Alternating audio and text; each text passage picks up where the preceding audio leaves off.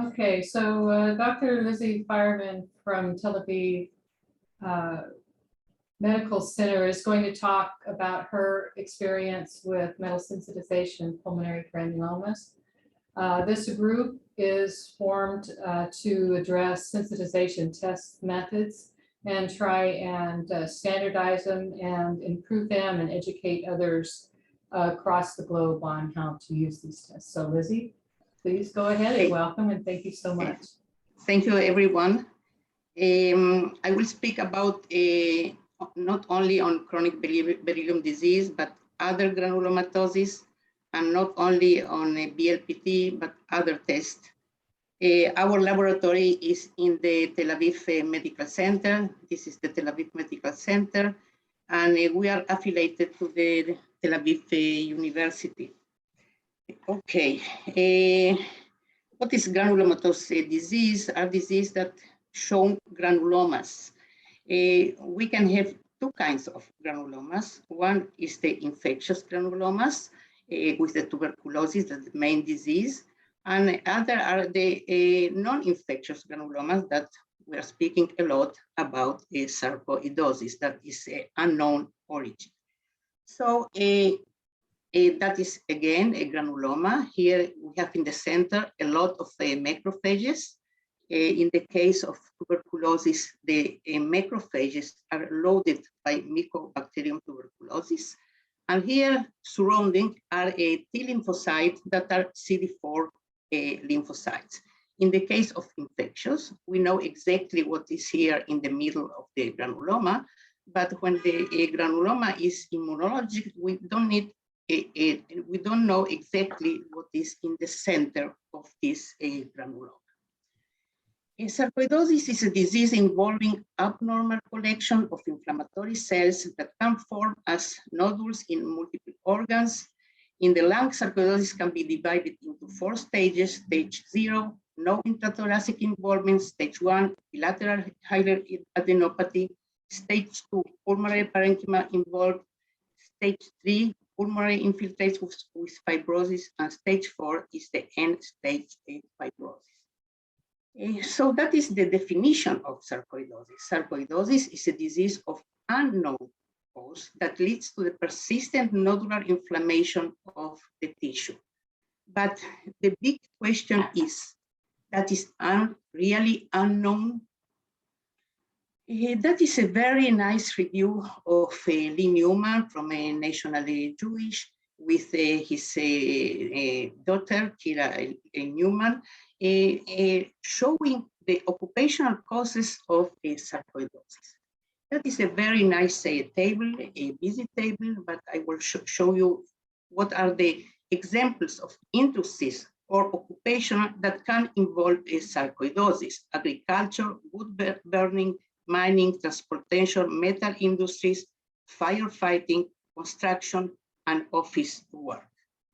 Here we have the silicosis. We are dealing in Israel a lot with what we call Caesar stone-induced silicosis. It's a silicosis of artificial dust. And about 30 to 40% of the patients with this kind of silicosis shown exactly like sarcoidosis. We are dealing also with the nanoparticles.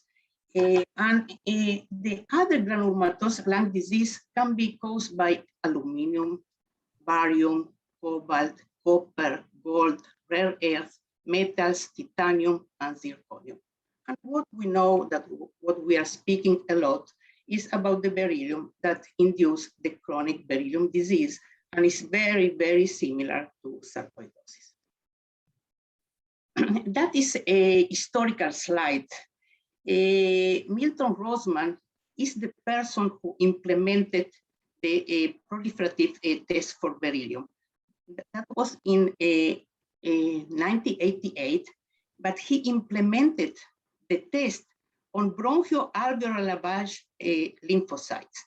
So you have to undergo first bronchoalveolar lavage to get the lymphocytes and then to perform the test. You can understand that that is illogical and cannot suit for screening. The person who began doing the test on peripheral lymphocyte was Lee Newman. So that is an historical point of view that the BeLPT was born on bronchoalveolar lavage lymphocytes. Okay, that is also a very nice review from Pulmonary. Is one of the best, I think, occupational doctors, one of the best in Europe. Pulmonary is Belgium. And that is a review from 1990, and he speaks about cadmium, magnesium, mercury, nickel, zinc, vanadium, purpurium, chrome, titanium, aluminum, and beryllium. All this metallic dust deposited in the lung may give rise to pulmonary fibrosis and functional impairment dependent on the fibrogenic potential of the agent and a poorly understood host factor. That is also a very interesting paper from Elving Kirsten. He passed away, a pulmonologist from Mount Sinai. I know him. And he observed that after the collapse, there were a lot of sarcoid-like patients. So, and he said that sarcoid-like granulomatous pulmonary disease is presented among the WTC responders, while the incidence is lower than the reported among firefighters. It is higher than expected. What is chronic beryllium disease? It's a systemic granulomatous disorder that affects the lung predominantly. T lymphocyte recognize beryllium as an antigen triggering cell proliferation, release of inflammatory mediators, and accumulation of inflammatory cells in the target organ. This results in formation of the typical pathological lesion, non-caseating granuloma, as well as the accumulation of mononuclear cell infiltrates and fibrosis. And that is the sequence of the events from normal lung to non-caseating granuloma, more granulomas to end-stage fibrosis. We have in Israel 2 dental technicians with double lung transplantation, so end-stage fibrosis. I will show you the search for chronic beryllium disease in Israel, 15 years, 1990 to 2014.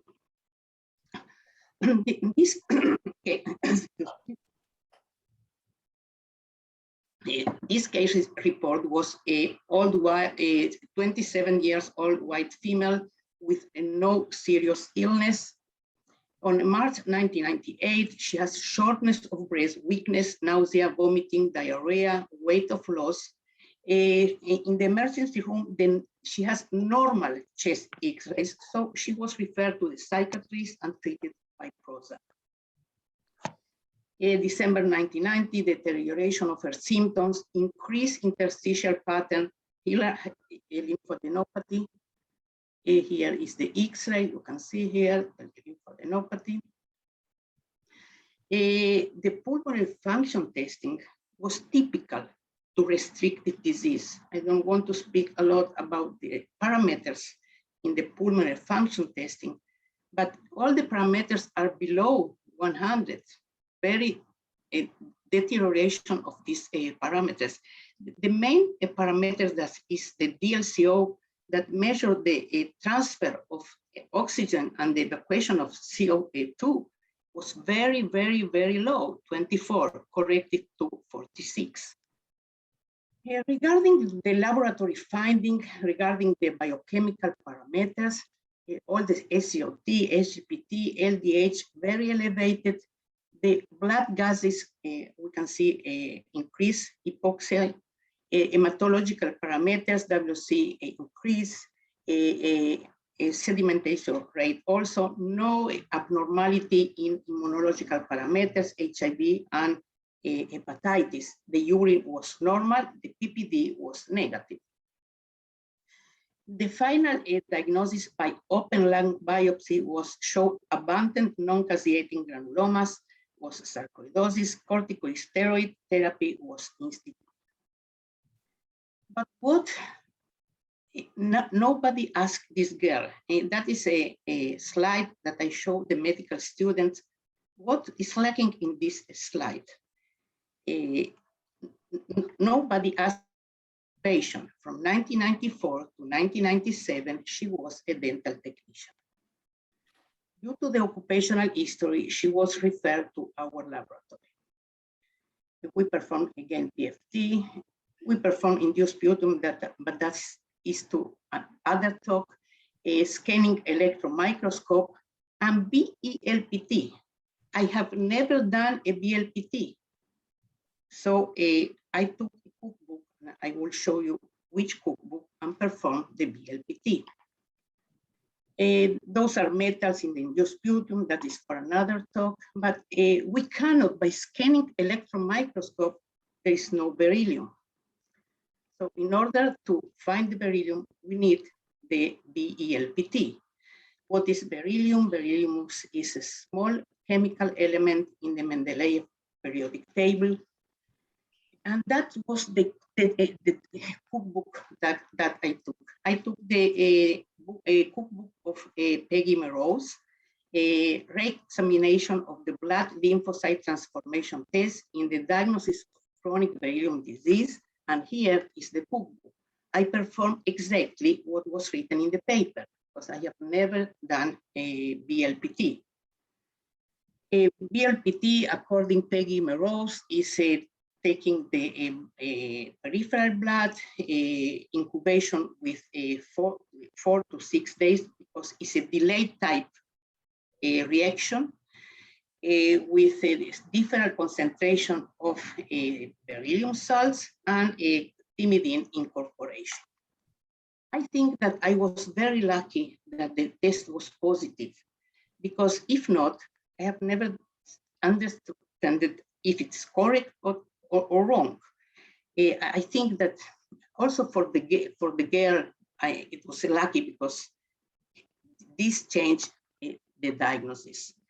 In this BeLPT, we have 3 concentrations of beryllium sulfate that are positive. What is positive are higher than 2.5 of the stimulation index, is meaning that the cells stimulate more than the blank of the cells without beryllium sulfate. So this was the first paper in 2001, a beryllium disease first case reported in Israel. And why first? Because it's only reported. We know that sure there were other cases. I want to mention Joachim Müller-Kunheim. I am sure that Gernot Ziesel know him from Freiburg. He was the person that pushed me to look for beryllium in Israel. He told me in a meeting, why do you don't look for beryllium? You have a lot of industries. You have to look. And he pushed me, and I began really asking occupational doctors and pulmonologists if they see some sarcoid patient that have some occupational history to send this to me. And this was the first case.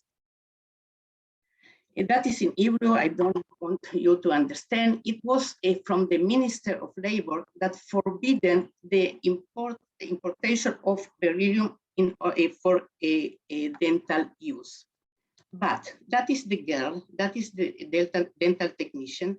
She loved putting her picture in the slide. And she told me that if you don't know, I can buy a beryllium online. But we have our shocking discovery. You can purchase beryllium material for dental use online. We recruited our first CBD patient and a local journalist, and succeeded in gaining national exposure of the situation. We arrived to our legislative body. It's called the Knesset. It's the Israeli legislative body. And I can be very proud and say to you today that there's no more beryllium for dental use in Israel. What is the next step in the epidemiologic research of chronic beryllium disease? To look for other patients with sarcoid diagnosis. Okay.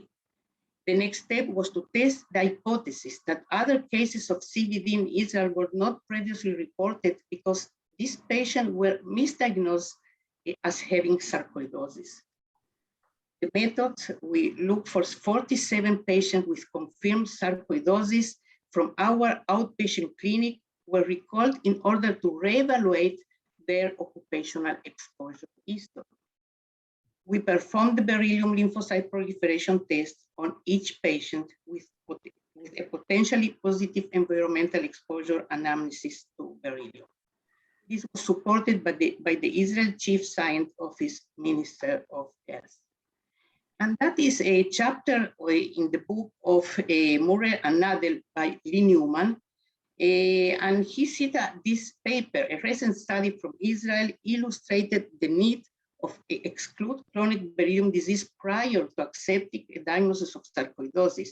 In this study, Fireman and colleagues performed the blood beryllium lymphocyte proliferation test in 14 patients in the sarcoidosis clinic who, on repeat questioning, reported employment in industries with the potential for beryllium exposure.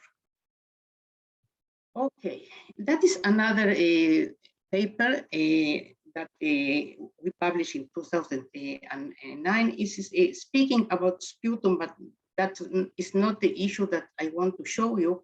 I want to show you this table. This table is between the cases that were referred to us between 2001 and 2008, where you can see the different industries of exposure. About 36 dental technicians, 12 were positive, metal workers, 21, one was positive, machinery, 2 were positive, 6 referred, electrician, here we have negative results. In the military, 3 reported and 1 positive, construction, again, welders, 2 referred and 1 positive, copper industry, telecommunication, but here we have no positive results. It's very interesting, the fluorescent industry. This patient was a newcomer to Israel from Britain, from England, where he was exposed in England to fluorescent industry. Now we know that no more fluorescence, we are dealing with lead, but he was exposed in England. Here, the 3 cases of nuclear industry were not from Israel. There were 2 exposed in Russia and 1 girl from the Chernobyl disaster. 2 of them were positive.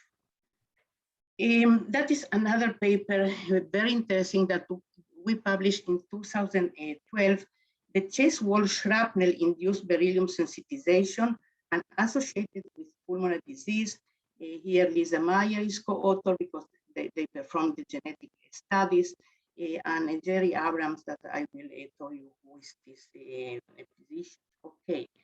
He was a 61 years old male, non-smoker, seriously wounded at the 1973 Yom Kippur War, suffering of severe injuries in the multiple body regions, including several lung shrapnels. Here are the shrapnels. The patient underwent a further diagnostic evaluation for suspected sarcoidosis. The TBB at this time of bronchoscopy was not diagnostic.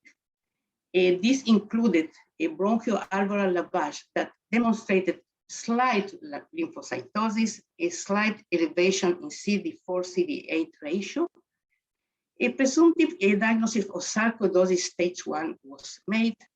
The patient's symptoms improved without glucocorticosteroid treatment, and yearly clinic visits revealed no worsening of symptoms. His body burden of shrapnel was not considered in his differential diagnosis at this time. 20 years later, 2006, he was invited to take part in a clinical trial involving sarcoidosis.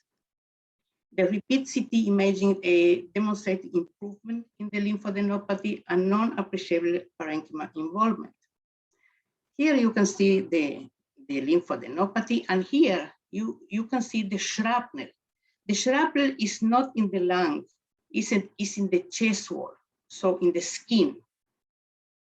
Here again, lymphadenopathy. At this point, it was raised the possibility of a link between his retained shrapnel and sarcoidosis. The possibility of chronic beryllium disease mimicking sarcoidosis was considered because beryllium may be present in military hardware. His occupational history was non-contributory. He was an officer worker since military discharge. This was the shrapnel, and the patient kept the fragments that had surgically removed years before. The workup that we want to perform was BeLPT and scanning electron microscope of the shrapnel. The BeLPT was very positive, also in the 6 days test. In light of the positive BeLPT, we wish to analyze samples of the patient shrapnel. I didn't find in Israel someone that wants to deal with this shrapnel because it has a lot of political implication. So I approached Jerry Abrams, that I think is one of the best pathological in heart metal disease from Syracuse, USA. If perhaps he can do for me the scanning electron microscope. And he told me that there is a lot of aluminum, copper and zinc with multiple other elements at lower concentration, but not beryllium. It was really disappointing. But one day, some months after, I found this email, and you probably, Lizi, you probably thought that I have forgotten, but I have no access to SIMS. SIMS is secondary ion mass spectrometry instrument, and until a couple of days ago, and we are able to document beryllium in the aluminum shrapnel fragment. The detected beryllium was a very small fragment within the aluminum metals. Also, many other bits of interesting things were identified too. That is the secondary ion mass spectrometry. We don't have access to this device in our laboratory. And here a very nice picture, a mass of aluminum, okay, with very teeny spots of beryllium. This case also raised intriguing questions regarding the non-inhalation triggers of beryllium-related disease, but the skin contact is believed to a potential route for systemic sensitization for beryllium. This exposure route is difficult to isolate because in any occupational milieu with skin contact, some degree of concomitant inhalation exposure is also likely. But that is the reason to all patients that or workers that are exposed to beryllium to cover themselves, not only mask, but also to cover the skin. And now the big question, what happened with sarcoid exposed individuals, but with BeLPT negative? I have already shown that Jerry Abrams at 1986 had a case of exposure to titanium, granulomatosis disease associated with a pulmonary deposition of titanium. Excuse me. Okay, here it was a 45 years old, exposed to various metallic fumes and dust in the production of aluminum and zinc alloy. A lymphocyte proliferation test response was positive.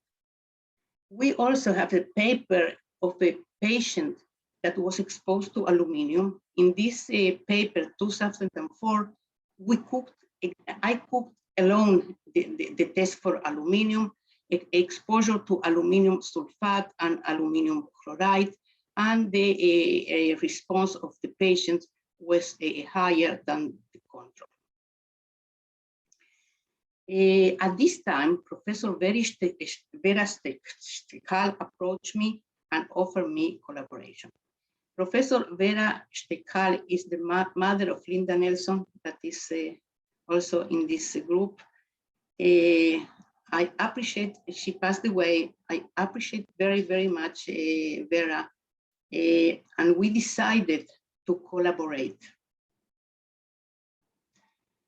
We performed a study with the aim to identify sensitization to other metals than beryllium that cause granulomatous lung disease.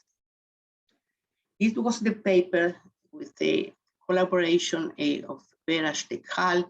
In this moment, the test was performed in Geneva. The samples were applied to Geneva, and the test was performed because at this time, our laboratory was not allowed by Vera to perform the test. Is the identification of metal sensitization in sarcoid-like metal exposed patients by Melissa lymphocyte proliferation test, a pilot study. The test is very, very similar to BeLPT, other than the exposure of the cells of the lymphocytes are to different kinds of metals, not to beryllium sulfate. So in this paper, we have an occupational questionnaire. We performed in Israel the scanning electron microscope of the biopsies. All of the workers, patients had proven granulomatosis. The BeLPT was negative. Those are the workers that were tested in the copper industry, military industry, metal workers, jewelry industry, aircraft industry, welder, military industry. I took 3 dental technicians, 2 with positive BeLPT to serve as control. A teacher, one teacher, and 2 ladies with silicone implants. That is another story that perhaps I can give you another talk. What is the issue with silicone implants? That is a case of scanning electron microscope of the biopsies. Those are the spots that are tested, and in this case, we can see aluminum and silica. These were the elements that were tested. This was chosen by Vera according to the occupation of the workers. So we have aluminum, 2 kinds of titanium, chromium chloride, sodium, gold, mercury, iron oxide, molybdenum, nickel, chloride, palladium, copper, silver, beryllium sulfate, tin chloride, platinum, cobalt, mangan, and tungsten.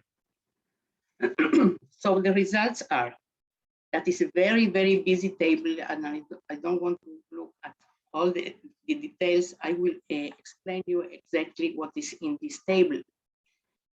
All the patients are non-caseating granuloma proven. Only 1, she was not, but clinically sarcoid proven. Those are the industries. The BeLPT negative, only 2 dental technicians. We were to compare the test by Melissa and by our original BeLPT. Here are the metals that were shown in the scanning electron microscope. Here were the tests that by Melissa, and those are the results of the Melissa here. Here, excuse me. Okay, I want to show you only 2 cases. The first is a metal worker with BeLPT negative, non-caseating granuloma. Metals in the scanning electron microscope was silica, chromium, nickel, and ferrum. The metals tested by Melissa, according to Vera choice, was chromium, ferrum, nickel, silica, titanium, and beryllium. The beryllium was negative, but the titanium was positive. So this, we have to change the diagnosis for sarcoidosis. Okay, that is a metal-induced granulomatous disease. Okay, there is another case here. Here, I cannot find. Okay, I don't know what. Okay, I can. Oh, that is the case of a teacher that she has sarcoidosis. Metal test was a ferrum, chromium, nickel, and silica. Those are the metal tests by Melissa. Ferrum, nickel, silica, argentum, and tin. the silica was positive, the chromium was positive, and the nickel and the beryllium was negative. But you have to ask how a teacher was exposed. She was exposed to color chokes a lot. At the color choke, that is a nice case report that show what is in choke, color choke. There is a lot of chromium, nickel, cobalt, and lead.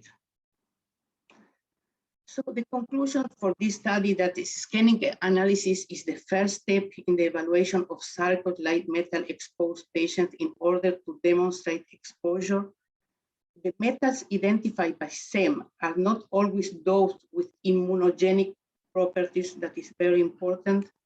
A MELISA lymphocyte proliferation test is the second step to identify metal sensitization in sarcoid-like metal exposed patients. The metal tested are chosen according to occupational anamnesis and questionnaire. The role of lymphocyte proliferation tests is assessing occupational sensitization and disease is essential in the identification of metal that causes sarcoidosis. That is a paper from Karin Pacheco, Lisa Meyer, and Stella Hinz, from the National Jewish. I know that they are offering also a nickel proliferation test, perhaps for other metals, and I don't know. They published this paper, the role of lymphocyte proliferation test in assessing occupational sensitization and disease. And this is a paper that I was waiting for one day.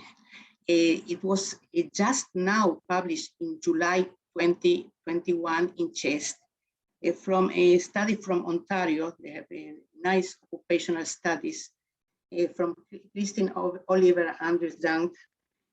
And what they show in this paper, again, they show a table that is very similar to the table that I show you from Lee Newman. They say that diagnostic methodology has been advancing apace. An indicator of lymphocyte sensitization to beryllium. The beryllium lymphocyte proliferation test has long been used to diagnose chronic beryllium disease. Fireman et al. Examined the use of the MELISA LPT to assess antigen-specific sensitization in patients with sarcoidosis based on the same predicate using LPT and MELISA LPT testing. Bayer and al.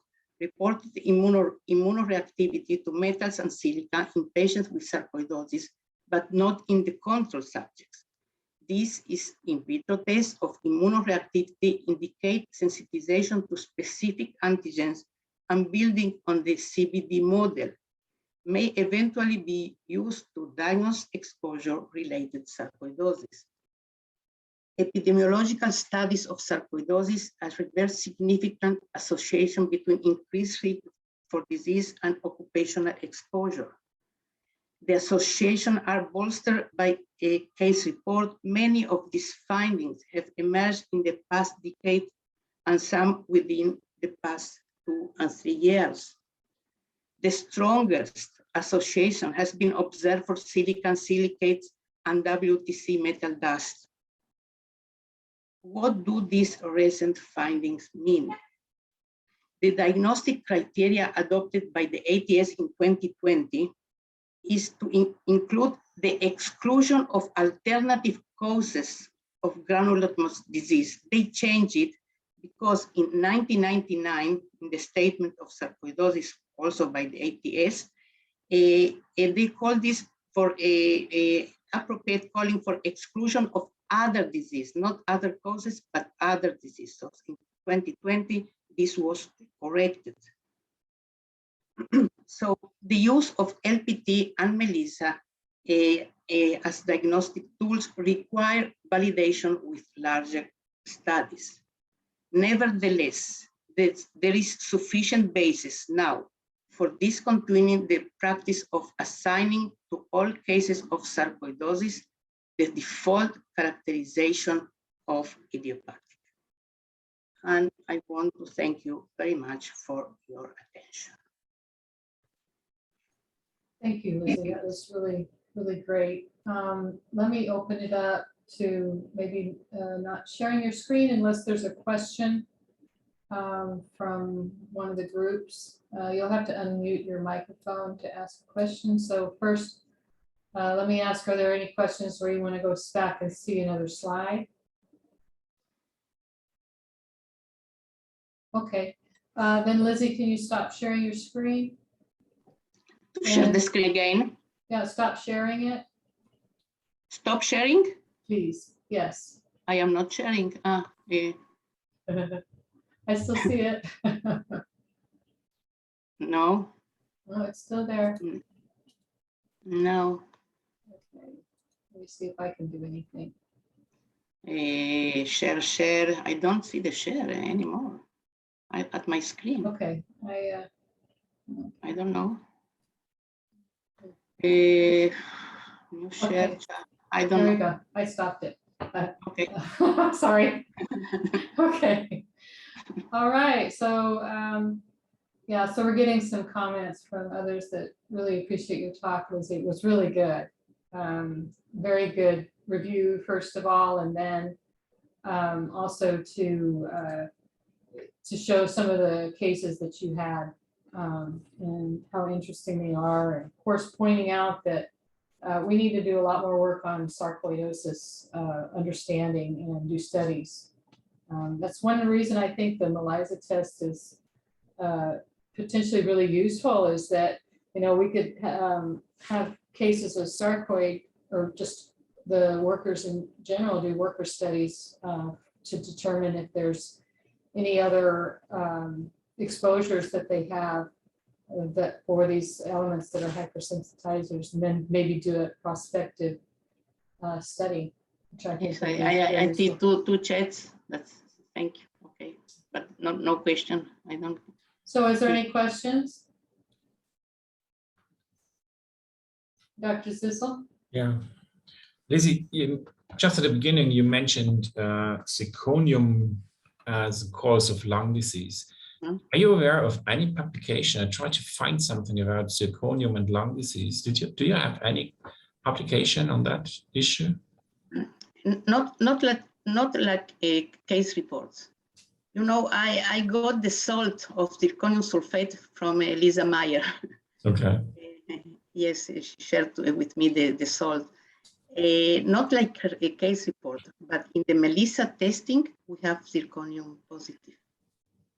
Yes, we really have to collect the data of all our positive tests of Melissa, because we have already a lot, and to look exactly how many zirconium. Yes, in the Melissa testing, we are also testing people not with the pulmonary disease, but with the dental issue, and the zirconia is used in dental industry a lot. Yeah. And there are a lot of people with buccal pathologies, that very serious pathology in the mouth, that they look for the cause. And yes, there are positive to zirconium. And that's one of the reasons why I asked, because zirconium oxide is used as ceramic for the tooth dentists and all these. Yes. Yes, and it said it is inert, but I don't believe so. Maybe there should be some reaction. Yeah. You know, I don't believe that the beryllium is inert also in the mouth. I don't believe. I believe this some years ago. If you ask me now, I don't think that it's inert. We didn't check this, but there are a lot of persons with beryllium in the mouth. Okay. I have shown you a case of a skin reaction. So why not the mouth? We have a lot of immunological cells in the mouth. So many years ago, I really believe that it's inert, but not now anymore. This is Lisa Barker. The zirconium work was done with Tim Tuccaro when he was at the University of Washington before he moved up to Simon Fraser U. And he had a potentially exposed population, or a population he believed was occupationally exposed to zirconium. And we did some pilot work to see if we could create or validate a zirconium LPT in that population. So that's how that work started. And I may be able to pull some of that information for you, Dr. Zissel. Okay, I have a few more. So Linda, I saw your hand, and then next Beth Walker. So go ahead, Linda. So again, we do get requests for testing of zirconia implants. So people do it as a pre-test, which is always a bit of a worry because we're looking at memory lymphocytes. So if you don't have any current exposure, you will probably not pick up any memory lymphocytes. And we can test it. We use the crushed zirconia implant, but we always say that the clinical relevance of any positive results are unknown, and it's just for research testing only, because we've never, so the way we validated the test is when you have people who are exposed with symptoms and they have positive ELISA tests, and when the exposure is removed, the symptoms improve, and you also see the reactivity going down. And because zirconia implants are just not as frequently used as titanium implants, we just don't have the data to say that a positive ELISA test result to a zirconia implant means you shouldn't have it or you should remove it and then you're going to feel better. But definitely we can test it, but we just don't have the data yet to know what a positive result means. This is different from occupational exposure again, obviously. We have cases of occupational exposure, but I cannot exactly, the test is positive, and I don't know exactly what happened with this worker, if he was removed, if the symptoms were improved. So I don't have data. I mean, and that is something that we have to collect and see what happened after having the Melissa test positive. What happened to the work?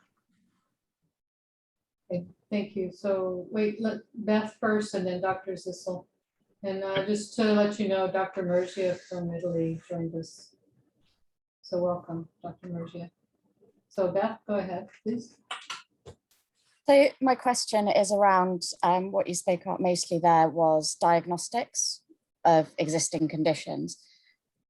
Where would Melissa fit in with screening, and is it suitable for that for early onset pre-symptomatic conditions to known exposures? So if we have a demonstrable exposure but no symptoms, has it been tested down that route yet?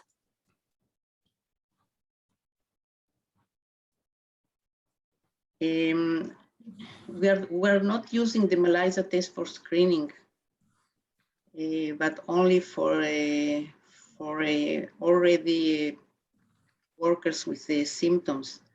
It's quite expensive, the Melissa test. So, and you can understand that the workers are not are in general poor people that doesn't work. And they cannot afford paying for the test. I have make some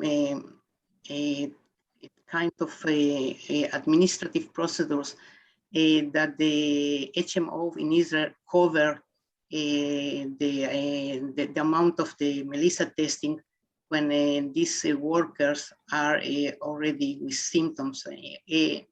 They arrive to our laboratory in general to claim how do you call this money? I don't know to claim they are not working. Yes. Yeah.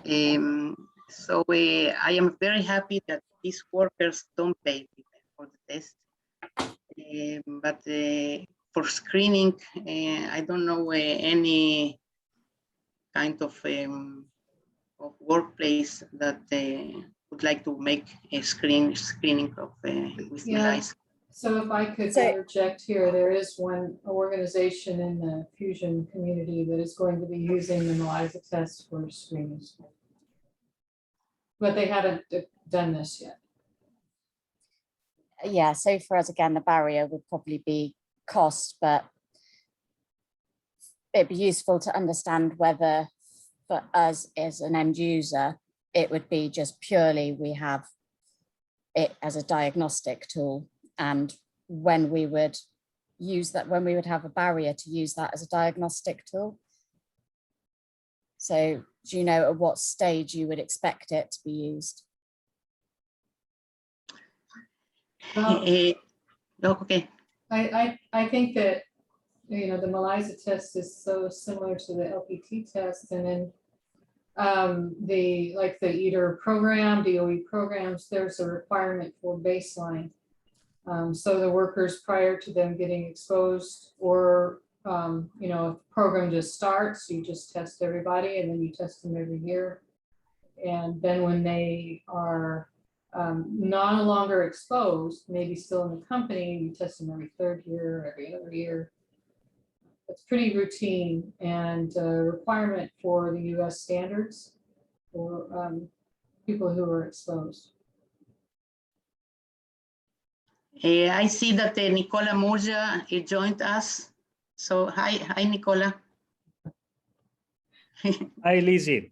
How are you? Yes, I'm quite late, sorry. Doesn't matter. I It know is that recorded. Catherine told us that it's being recorded, so Yes.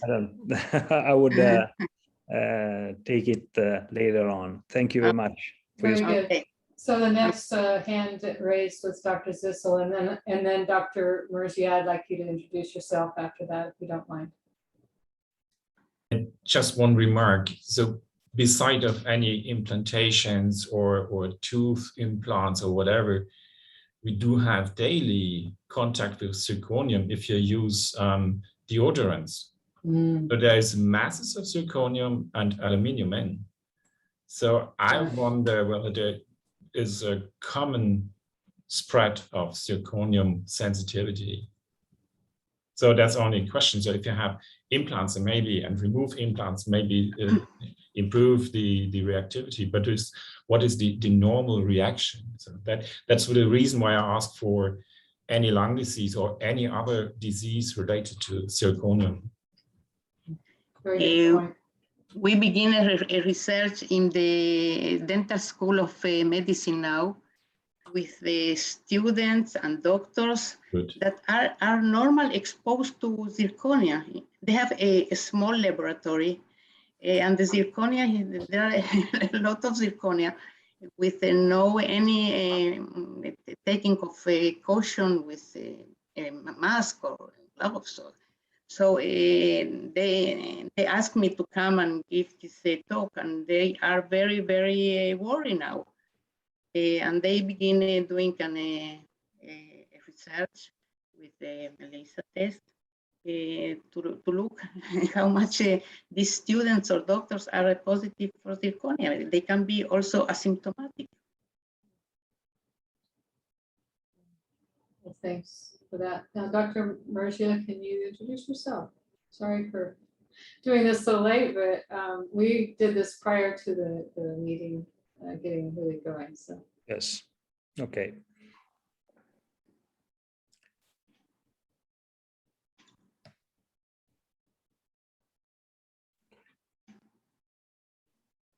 are you there? Sorry. So go ahead and introduce yourself. Yes, my name. Sorry, I can switch on video, which is better. My name is Nicola Murgia. I'm working the occupational medicine in Perugia, University of Perugia, Italy, and we are some way finally found a person sensitized to beryllium finally among dental technicians, and we are quite happy about that. He's a healthy person. We are not. We are screening them with beryllium with BST, and we found finally the first one sensitized. Our problem was, as you know, the unavailability of clear positive sensitized beryllium patients in the Italian course of beryllium disease patient. Finally, we found among healthy subjects someone exposed and also sensitized. We are going now to follow up him during his work. Actually, he is not going to be exposed anymore, so that could be nice for him. And we are trying to enlarge this cohort and to be more, to have at least more cases of sensitized workers exposed to beryllium. We also have a cooperation with the University of Siena, which is the at least one of the main hub for sarcoidosis in Italy, to have a collaboration to study sarcoidosis patients with beryllium stimulation tests, and hopefully we will find something also on this cohort of patients. Very good. It's real interesting news. So maybe in the future you can give a talk on your experiences and what you're doing and how you're performing the LPT tests. Yes. So are there any other comments? Questions? Was that Linda? Did you raise your hand or am I? No. Okay. All right. Sorry. I just see this little bit. So then I'll just let you guys know. Please mark your calendars for the next meeting, which should be the 3rd Wednesday in October. Okay. So is it the 4th? Let me check. Wednesday, Kathy? Wednesday or Tuesday? Tuesday, sorry. I'm getting a few meetings mixed up that are standing. And I think it's 3rd, it might be the 4th. Well, I'll send you the invite again. And Dr. Karin Pacheco from National Jewish Health is going to talk about her experience with implant failures. So that should be a very interesting talk, and I hope that you join us for that. So again, Lizzie, thank you so very much. It was a great talk. It was a really great talk. I really enjoyed it. And if I don't hear from you guys again, I'll see you soon in a month. And I thank you for joining. And if you have any comments or things that you would like to add later on, please just send me an email. Okay, great. Thanks a lot. You guys take care. Have a good evening or a good rest of the day. Thank you very much. Okay, Bye. bye-bye. Bye. Bye, thank you. Bye-bye. Bye-bye.